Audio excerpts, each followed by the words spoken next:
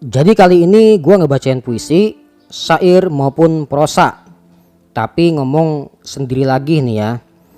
Jadi terserah lu pada dah mau dengerin apa kagak masalah buat gue. Yang penting gue pengen ngomong. Podcast kali ini masih tentang seputaran Cakung. Ya, masih sekitaran Cakung lagi nih ya, Kampung Baru. Sebelumnya gue minta maaf. Podcast ini bukan bertujuan buat menyinggung, mengkritik, menghujat, apalagi menyerang siapapun maupun kelompok manapun. Karena emang udah lama banget gue pengen ngomongin tentang Cakung, tentang segala pergolakan yang ada di dalamnya. Tapi sekali lagi, beneran podcast ini murni sebagai telaah perilaku aja. Oke, langsung dah.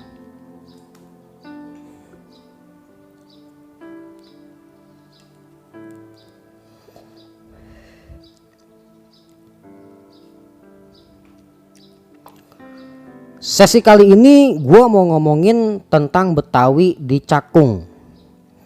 Mungkin ini bakal jadi menyeluruh ya, karena gue angkat temanya di sini Betawi yang merupakan etnis, suku, dan pastinya juga menyangkut segala adat dan budaya serta kebiasaannya.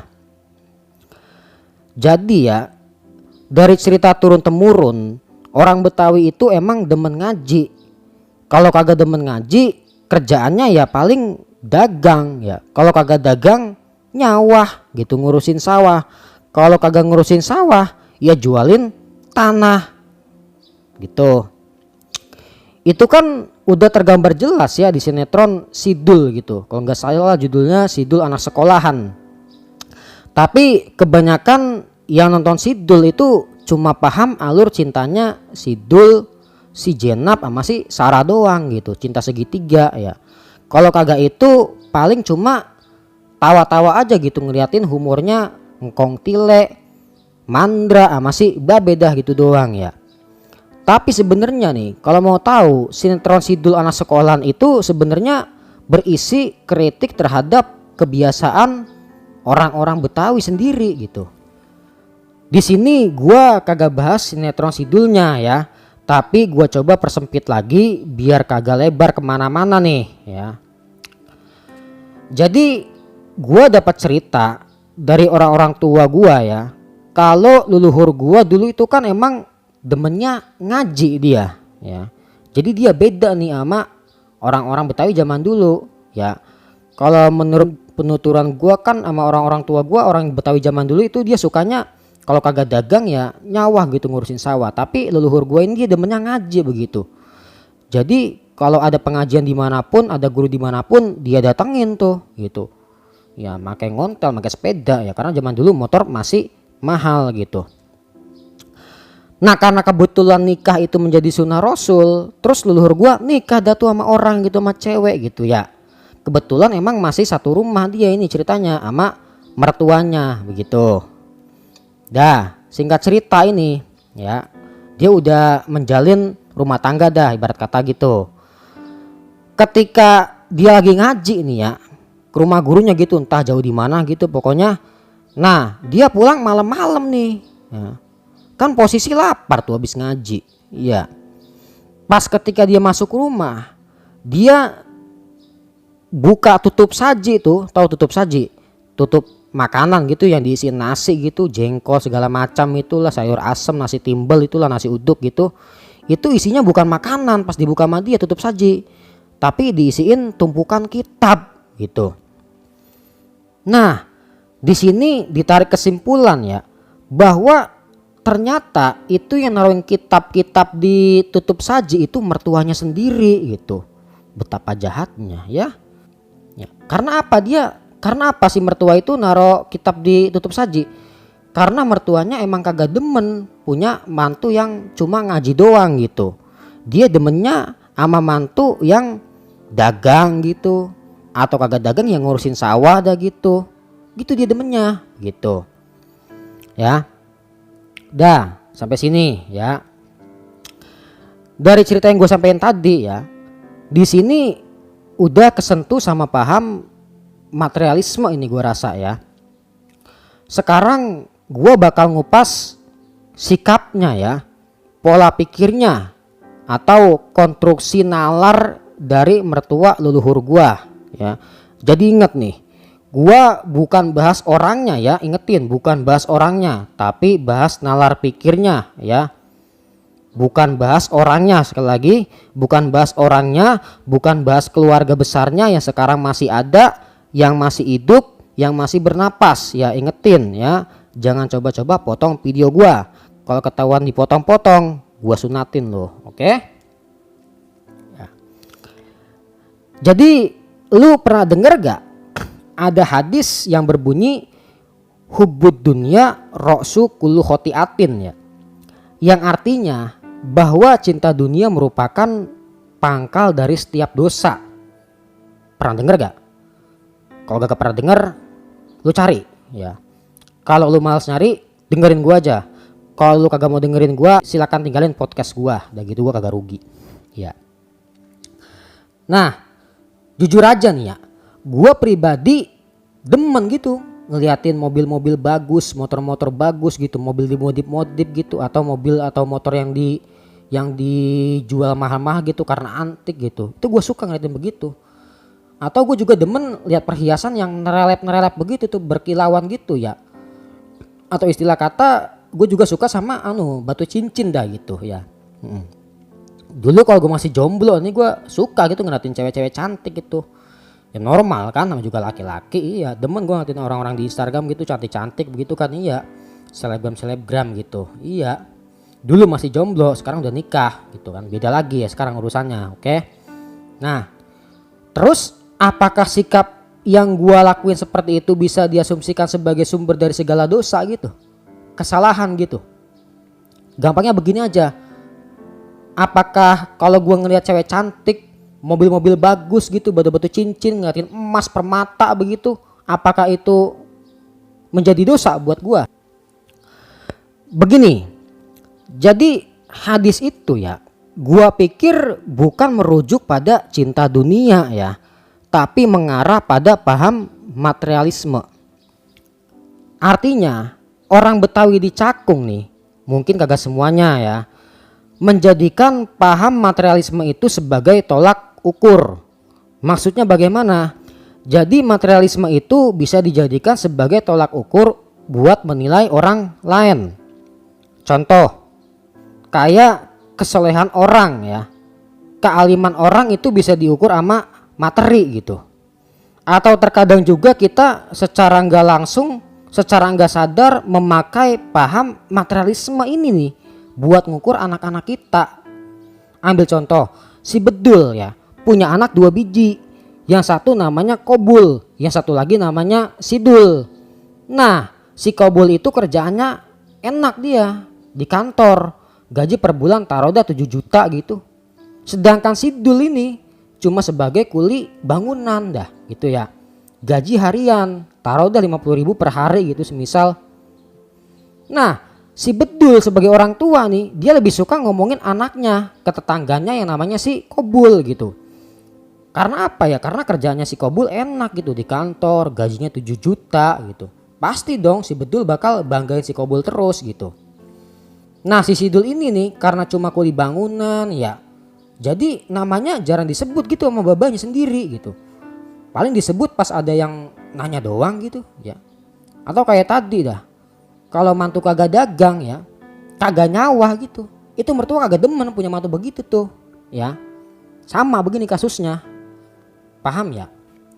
Kadang lagi nih ya, ada tamu ya, kalau tamunya orang penting, naik mobil ya Toyota Hilux dah gitu, set apa juga dikasih, diberi pelayanan yang paling enak gitu. Tapi jajal dah, tamunya naik motor Astrea ya, tahun jebot begitu, yang bumper belakangnya kayak pantat kebo itu motor Astrea ya. Belamparan dikasih pelayanan enak gitu ya, paling dikasih air putih doang udah begitu. Kadang kalau udah nemu nih sama tuan rumah ya, itu tuan rumahnya ngeliatin jem terus begitu, biar tuh tamu sadar gitu, sadar diri, biar cepat pulang gitu, maksudnya kan begitu ya. Sebenarnya ini hampir seluruhnya ya, orang kagak sadar dia udah terjebak dalam lembah materialisme atau materialistis ini gitu. Bahkan sampai ustadz ya sama kiai itu kagak uzur ya, kena juga ditempelin sama materialisme gitu. Ambil contoh zaman sekarang orang banyak ngomong begini nih, kiai nih ya, ustadz nih kalau kagak kaya kagak dihormatin orang gitu ya. Nah ini kan jadinya penghormatan yang seharusnya mulia itu diukur pakai materialisme gitu ya. Lu punya ilmu tinggi ya, lu sarjana, ilmu lu cakep begitu, lu kagak kaya, lu gak bakal dihormatin orang begitu. Lu kiai, lu ustad, ilmu lu tinggi, masalah agama lu paham, lu kagak kaya, lu gak dihormatin sama murid-murid lu, kagak dihormatin sama jamaah lu, gitu loh. Jadi ketika orang terus mencari materi ini ya, dia bakal lupa ini mencari kedamaian gitu, lupa mencari ketenangan, pencerahan, lupa juga mencari kebahagiaan gitu. Pada akhirnya nih, ketika materi itu udah dikumpulin semuanya, udah didapatin semuanya, ujung-ujungnya nih ya, pasti tuh orang sampai juga pada tingkat frustasi beneran dah. Iya, pas lagi kagak punya apa-apa begitu puyeng, pas udah kesampaian semuanya frustasi malahan, kan repot ini. Iya. Karena apa bisa begitu? Ya karena kalau udah begitu nggak ada kelar-kelarnya, nggak ada habis-habisnya gitu ya. Karena materi itu bikin mati rohani beneran dah. Iya. Nah sekarang balik lagi ya ke hadis awal tadi ya. Jadi apa iya gitu, andai kata kita demen sama perhiasan, mobil bagus gitu, kendaraan antik, itu bisa jadi sumber segala dosa gitu? Ya enggak gitu, asalkan di saat ini kita punya sikap idealis ya. Idealisnya bagaimana? Ya ala kadarnya aja gitu. Artinya kalau emang kita demen sama barang-barang bagus, barang-barang antik, ya jangan sampai kita lupa diri gitu aja. Jujur dah, gua aja nih kalau udah lupa diri nih ya bisa lupa sama sekitar gua, beneran dah. Ya. Tuh. Ya. Pokoknya kita hidup di zaman sekarang kita nggak bisa lepas dari materialisme itu, nggak bisa lepas ya. Mau nggak mau kita harus siapkan diri kita dengan idealisme kita gitu aja. Ya. Biar lebih gampang lagi begini aja dah ya. Semisal nih anak-anak muda dah contohnya. Anak muda nih lagi jalan dia di taman apa gitu, apa di mall gitu ya, apa di pasar gitu. Dia papasan gitu sama cewek cantik gitu. Mukanya cakep banget gitu ya. Matanya belok, bulu matanya lentik, hidungnya bangir, mancung, bibirnya tipis gitu, alisnya tebel begitu.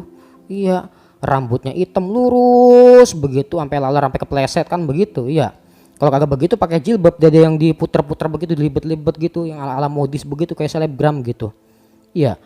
Terus nih, apakah anak muda itu kalau dia ngeliatin cewek itu cantik, apakah dia dosa gitu? Ya kagak, asal dia ada idealisme dalam dirinya sendiri gitu. Ada remnya gitu.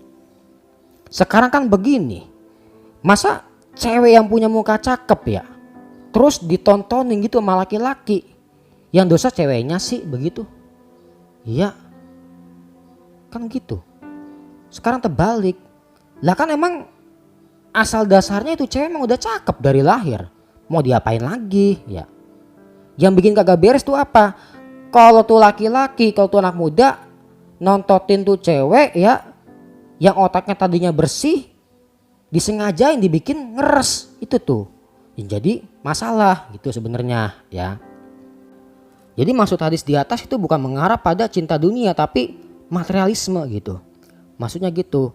Jadi materialisme lah yang menjadi pangkal dari segala dosa gitu.